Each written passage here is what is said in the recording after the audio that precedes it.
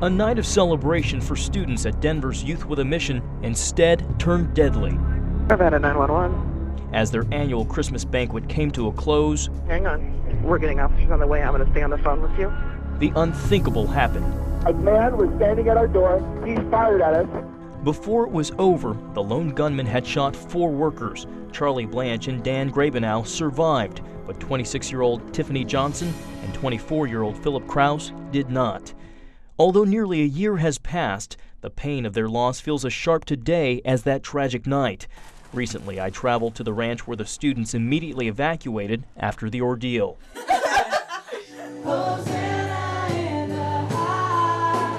Laughter and singing now replace their mourning, and a bittersweet joy can be seen when they talk about their friends who dedicated their lives to missions. Tiff, that girl, everywhere she went, she impacted people's lives. Tiff and Phil, they were Jesus in the flesh. Philip was an exceptional young man. Tiffany was like a daughter to us in many ways. Peter Warren directs this training ground for missionaries in suburban Denver. He says hundreds, if not thousands, of lives have already been touched by Tiffany's and Phil's example of loving and serving those who least expect it. The day before this took place, in worship, we had a time of people recommitting their lives to Christ. The invitation was, if you want to say to God, God, I will do whatever it takes for you to bring revival to this generation. Use my life, no matter what it takes. Tiffany and Philip both went forward, and I believe that they really did mean this. People hearing their story have been amazed by the group's show of forgiveness toward the killer, 24-year-old Matthew Murray. At this time, we also want to confirm that Matthew Murray was part of one of our training programs 5 years ago. Raised in a Christian home, Murray struggled with mental disorders and became angry at Christians and Youth with a Mission for being denied a chance to go on a missions trip. He had become bitter, and his bitterness drove him to a place where he bought guns and ammunition and committed these murders. The very first thing students and staff did once they were allowed back on their property defies natural thinking. We all gathered in that tiny little hallway and we just said all at one time, I forgive you, Matthew. The tragic events from that cold December night don't end here. This is only half the story. In fact, only hours later, tragedy would strike again, this time at a church in Colorado Springs. 911, this is Sue. Where's your emergency? There's a shooting at New Life Church. David Works and his family had just piled into their van when Matthew Murray started firing on them. A bullet came through the window right above me, and I lost it and just screamed out, "Oh, God, save us." And another bullet crashed through, and we're in a shooting gallery.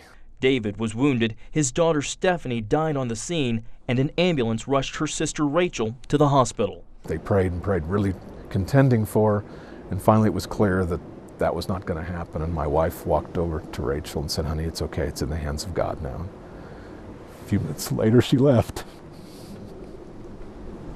While their deaths took a heavy toll, it was their lives that helped their parents and church family deal with the loss, lives dedicated to helping others and Christian missions. We pulled together and found God in the middle of all that. We've been humbled, but God's with the humble. He's with the broken in heart. David says he and his family have found healing through support from their church while writing a book to share their story with others and in forgiving Matthew Murray for taking 2 of his precious children. This young man, Matthew, was really hunting Christians. So my girls were martyrs. And that's really an honor in heaven. That's helping me to deal with that, to see that there's some positive there, because their lives have touched so many people. The lives of the victims and the survivors are now intertwined. The Works family and Matthew's parents have met with Warren and his staff to show the power of forgiveness and Christian love, a message that continues to inspire. Being around surrounded people who were touched and by this shooting has helped me so much get through it and know that life goes on. Every day I'm choosing to just, not only live like Christ, but to live the example I've seen here on earth and with my own eyes, like Tiff and Phil. Their stories have also motivated these missionaries in training to stand even stronger in their faith. And through this whole shooting, through the tragedy, through us losing our friends, our coworkers, part of our family, we're not backing down. We're not shrinking back from what God has called us to do as a ministry, but we're going to make sure that we take time to be healed. because we want to be able to bring that healing to others. John Jessup, CBN News, Denver.